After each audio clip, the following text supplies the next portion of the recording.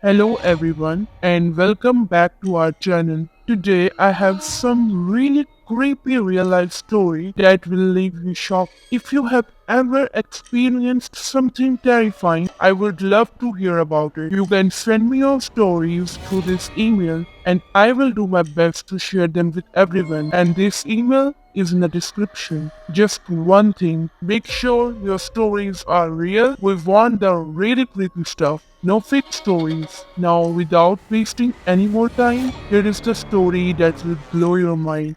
Something you have never heard before. Can you believe one rifle business changed everything for one family? William Winchester, the man behind the famous Winchester rifle, made a fortune. But that fortune came with a dark shadow. His wife, Sarah, was the one who carried the weight of it.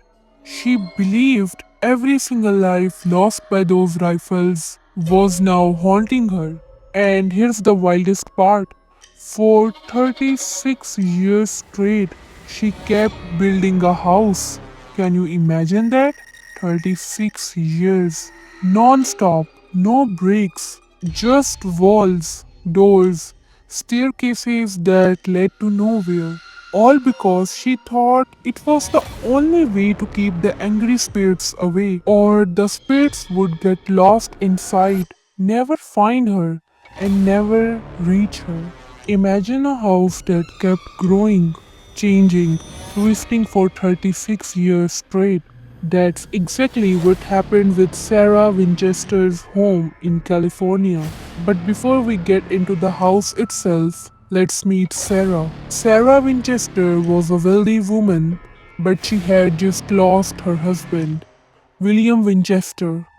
Yes, the very one known for killing many people. William Winchester's life was tied to Winchester rifle. His company made the gun and it became one of the most popular weapons in America. Farmers used it, soldiers carried it, hunters used it, and it was the most common choice in battles and fights. Because of how widely it was used, many people lost their lives to this rifle, and the Winchester name was connected to all of it.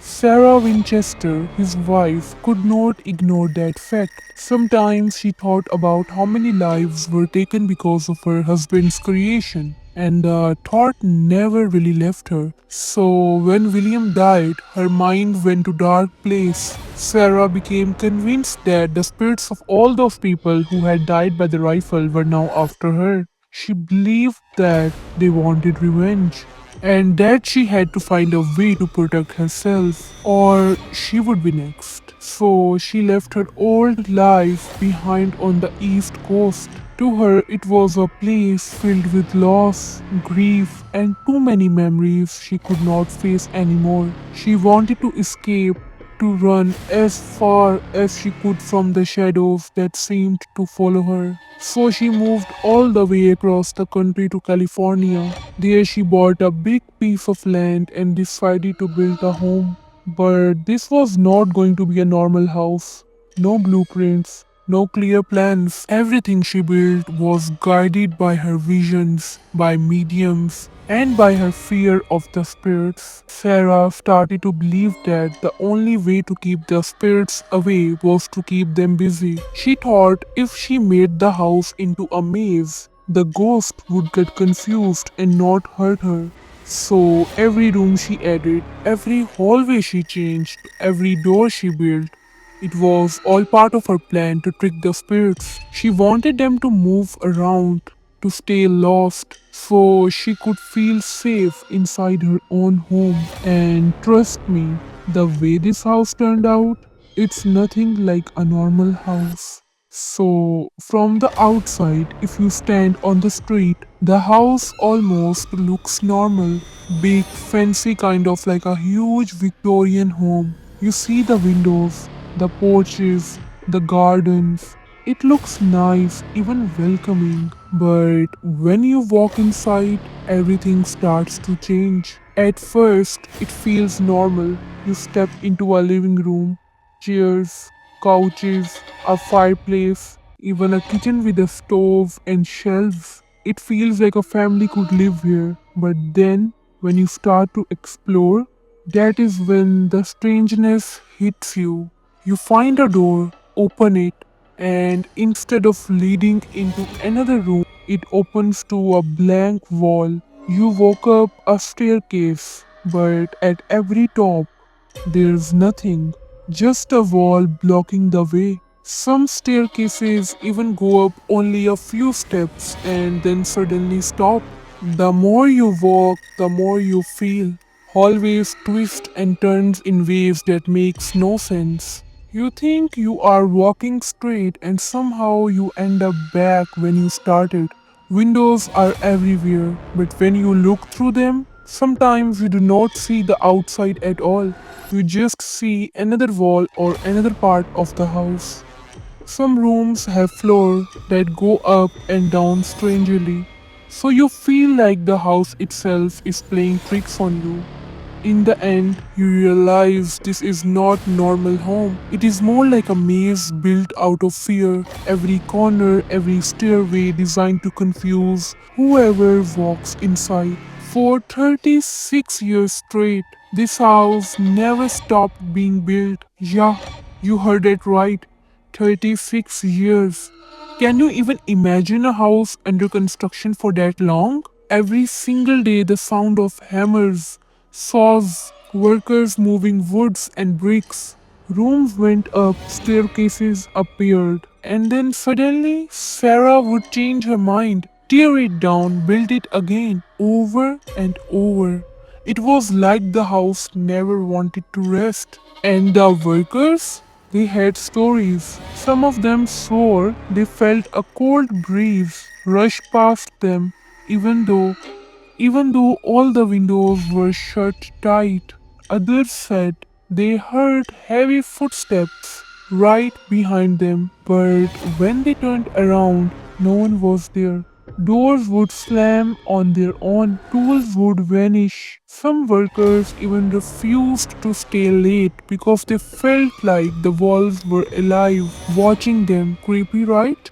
And then there was Sarah herself. She walked through the halls at night, holding a small hand lamp, checking every corner like she was not alone. She would stop suddenly, whisper something under her breath, and then give new orders. Build a wall here, add a door there, close this hallway, like that. Kept going night after night, like she was building a giant maze, not for people, but for spirits. Sarah believed were chasing her, or maybe to trap anyone who dared to step inside. By the time Sarah Winchester died in 1922, the house was huge. Can you imagine that? It had around 160 rooms, more than 10,000 windows, over 2,000 doors, and 17 chimneys. There were staircases that went up and then stopped at a ceiling, doors that opened up to a straight drop, and windows that were built inside the house looking into other rooms instead of outside. A lot of the rooms did not even make sense, like they had no real use at all. And even now, when people go there, they say it just feels strange. You can read all the history and see all the numbers, but once you actually step inside, it does not feel like a normal house at all. There were never some big police case or anything like that. But people in town talked. They said weird stuff went on inside. Later on, ghost hunters and paranormal group came through and claimed they saw doors moving by themselves, rooms that were ice cold, and noises with no explanation. Pretty soon, the house had a reputation for being alive, haunted, and completely unpredictable. When Sarah died, the house did not get torn down. Instead, it was kept the way it was. Now people can go inside, walk the endless hallways, climb staircases that stop halfway, and step into rooms that make no sense. Some believe the ghosts are still there, watching. Others say it is nothing but a result of years and years of non-stop building. Whatever the truth is, this place still stands as one of the strangest and creepiest houses in America.